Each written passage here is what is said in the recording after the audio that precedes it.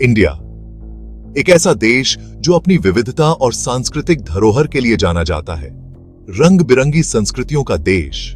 यहां हर कोने में एक नई कहानी, एक नया रंग और एक नई परंपरा देखने को मिलती है।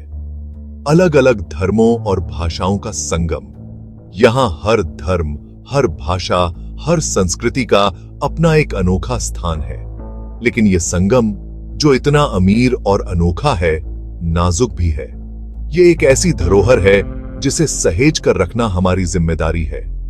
ये उन ताकतों की चपेट में आ सकता है जो इसे बांटना चाहते हैं, जो इस विविधता को अपनी स्वार्थी योजनाओं के लिए खतरा मानते हैं, जो अपने फायदे के लिए लोगों में फूट डालना चाहते हैं। ये ताकतें जानती हैं कि अगर लोग एकजुट रहेंगे तो उन्हें हराना मुश्किल होगा। इतिहास हमें एक सबक देता है। यह हमें बताता है कि कैसे बाहरी ताकतों ने हमारी एकता को तोड़ने की कोशिश की। ब्रिटिश हुकूमत जो कभी इस देश पर राज करती थी, उसने इस देश की विविधता को एक कमजोरी के रूप में देखा। वो बांटने की ताकत को जानती थी। उन्होंने इसे एक हथियार की तरह इस्तेमाल किया ताकि वे आसानी से शासन कर सकें। उन्होंने इसे एक हथियार की तरह इस्तेमाल किया, समुदायों को एक दूसरे के खिलाफ भड़काया ताकि वे आपस में लड़ते रहें और उनका शासन चलता रहे। समुदायों को एक दूसरे के खिलाफ भड़काया, भारतीय समाज को कमजोर किया। उन्होंने हमारी एकता को तोड़ने के लिए हर संभव प्रयास किया। भारतीय समाज को कमजोर किया। उनकी चाल, बांटो और राज करो। यह एक ऐसी नीति थी जिसने हमारे समाज को गहरे घाव दिए। उनकी चाल, बांटो और राज करो। यह नीति इतनी प्रभावी थी कि इसके निशान आज भी हमारे समाज में देखे जा सकते हैं। आज उस काले दौर की गूंज आधुनिक भारत की राजनीति में सुनाई देती है। हमारे नेता और राजनेता आज भी इस नीति का इस्तेमाल करते हैं। बांटो और राज करो का भूत फिर से घूम रहा है। इसकी मौजूदगी बांटने वाली बातों में, ध्रुवीकरण की नीतियों में और समाज में गहरी होती दरारों में महसूस की जा सकती है।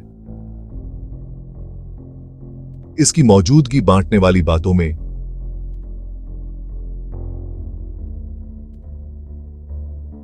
ध्रुवीकरण की नीतियों में और समाज में गहरी होती दरारों में महसूस की जा सकती है। यह भूत हमें याद दिलाता है कि अगर हम सतर्क नहीं रहे तो इतिहास खुद को दोहरा सकता है और समाज में गहरी होती दरारों में महसूस की जा सकती है। हमें इस भूत से लड़ना होगा, अपनी एकता को बनाए रखना होगा और यह सुनिश्चित करना होगा कि हमारी विविधता हमारी ताकत बने, कमजोरी नहीं।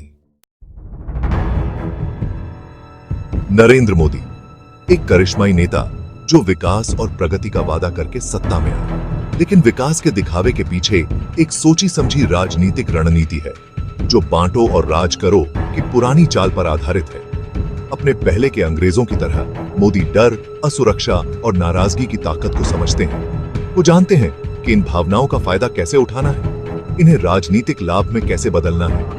उनकी बातों में अक्सर धार्मिक और राष्ट्रवादी भावनाओं को भड़काने वाले इशारे होते हैं जो उनके हिंदू वोट बैंक को मजबूत करने के लिए होते हैं और अल्पसंख्यकों को अलग थलग करने के लिए होते हैं।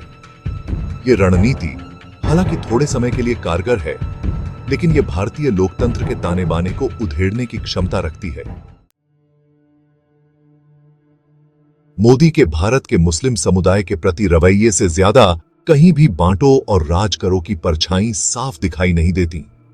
यह रवैया न केवल राजनीतिक मंचों पर बल्कि समाज के हर कोने में महसूस किया जा सकता है। देश का सबसे बड़ा अल्पसंख्यक समूह मुसलमान डर और असुरक्षा का माहौल बनाने के लिए एक आसान निशाना बन गए हैं। यह डर केवल व्यक्तिगत स्तर पर नहीं बल्कि सामूहिक रूप से भी महसूस किया जा रहा है। उन्हें बदनाम किया गया है और उनसे अलग व्यवहार किया गया है। यह भेदभाव केवल सामाजिक नहीं बल्कि आर्थिक और शैक्षिक क्षेत्रों में भी देखा जा सकता है।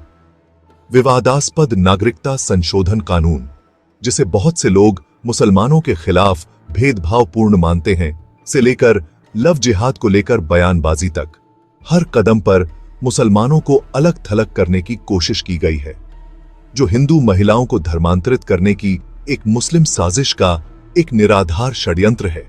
इस तरह के आरोपों ने समाज में और भी अधिक विभाजन पैदा किया है। मोदी और उनके साथी लगातार मुसलमानों को बहुसंख्यक हिंदुओं के लिए खतरा बताते रहे हैं। यह बयानबाजी न केवल राजनीतिक लाभ के लिए है, बल्कि समाज में गहरे विभाजन को भी बढ़ावा देती है। दूसरों को अलग थलग करने की इस सोची समझी रणनीति के वास्तविक दुनिया में परिणाम है। यह रणनीति न केवल मुसलमानों को बल्कि पूरे समाज को प्रभावित कर रही है। इसने मुसलमानों के खिलाफ नफरत के अपराधों में वृद्धि की है, जो एक ऐसी खुली छूट के माहौल से प्रेरित है जहां अपराधी अपने पूर्वाग्रहों पर कार्रवाई करने के लिए प्रोत्साहित महसूस करते हैं। यह माहौल न केवल अपराधियों को बल्कि आम जनता को भी प्रभावित कर रहा है, जो एक ऐसी खुली छूट के माहौल से प्रेरित है।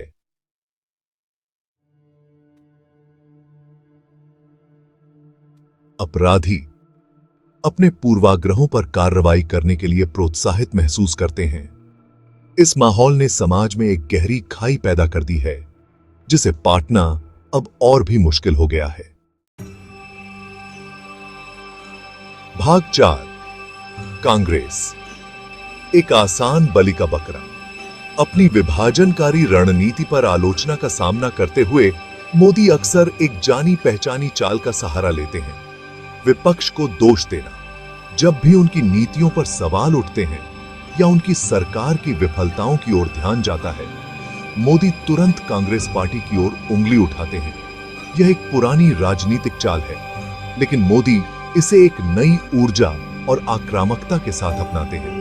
उनकी प्रमुख राजनीतिक प्रतिद्वंद्वी कांग्रेस पार्टी एक आसान बलि का बकरा बन जाती है, जिस पर बांटो और राज करो के असली पैरोकार होने का आरोप लगाया जाता है। मोदी के अनुसार कांग्रेस ने ही भारतीय समाज में विभाजन के बीज बोए थे और आज भी वे उसी विभाजनकारी राजनीति का पालन कर रहे हैं। यह आरोप न केवल कांग्रेस को कमजोर करता है, बल्कि मोदी को अपने समर्थकों के बीच एक मजबूत नेता के रूप में प्रस्तुत करता है। मोदी सत्ता में कांग्रेस के लंबे इतिहास की ओर इशारा करते हैं, आरोप लगाते हैं कि वही थे जिन्होंने भारतीय समाज में विभाजन के बीज बोए थे। वे अक्सर नेहरू गांधी परिवार की आलोचना करते हैं, यह दावा करते हुए कि उनके नेतृत्व में कांग्रेस ने देश को विभाजित किया। यह रणनीति न केवल वर्तमान राजनीतिक परिदृश्य को प्रभावित करती है, बल्कि इतिहास की पुनर्व्याख्या भी करती है। हालांकि यह सच है कि कांग्रेस ने अपने लंबे कार्यकाल के दौरान कई बार विभाजनकारी रणनीति का सहारा लिया है, लेकिन यह भी सच है कि हर राजनीतिक दल ने समय समय पर ऐसी रणनीतियों का उपयोग किया है। कांग्रेस के कार्यकाल में कई महत्वपूर्ण नीतियां और विकास कार्य भी हुए हैं, जिन्हें नजरअंदाज नहीं किया जा सकता।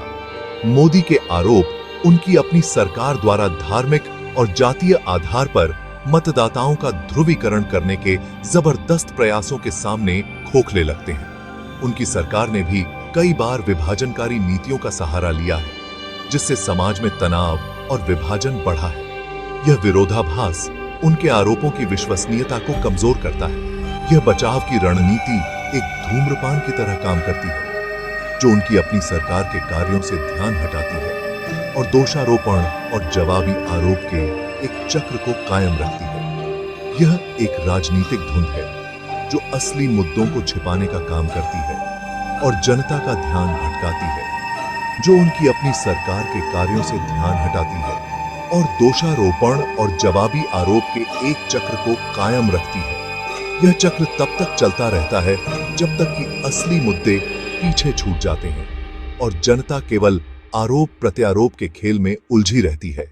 इस प्रकार कांग्रेस एक सुविधाजनक बलि का बकरा बन जाती है और मोदी अपनी विभाजनकारी नीतियों को जारी रखने में सफल रहते हैं।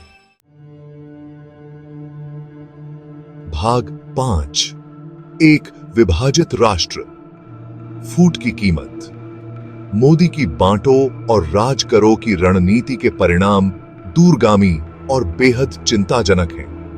भारत का सामाजिक ताना बाना, जिसे कभी अनेकता में एकता के लिए सराहा जाता था, आज टूट रहा है। समुदायों के बीच विश्वास खत्म हो गया है, जिसकी जगह शक और डर ने ले ली है। विभाजन के इस माहौल का अभिव्यक्ति की स्वतंत्रता और असहमति पर द्रुत शीतन प्रभाव पड़ता है। सरकार के आलोचकों, खासकर अल्पसंख्यक समुदायों के लोगों को देशद्रोही या गद्दार करार दिया जाता है। उनकी आवाजों को डरा धमकाकर और कानूनी उत्पीड़न के जरिए दबा दिया जाता है। तर्कसंगत बहस और रचनात्मक आलोचना के लिए जगह, जो किसी भी स्वस्थ लोकतंत्र के लिए जरूरी है, सिकुड़ रही है।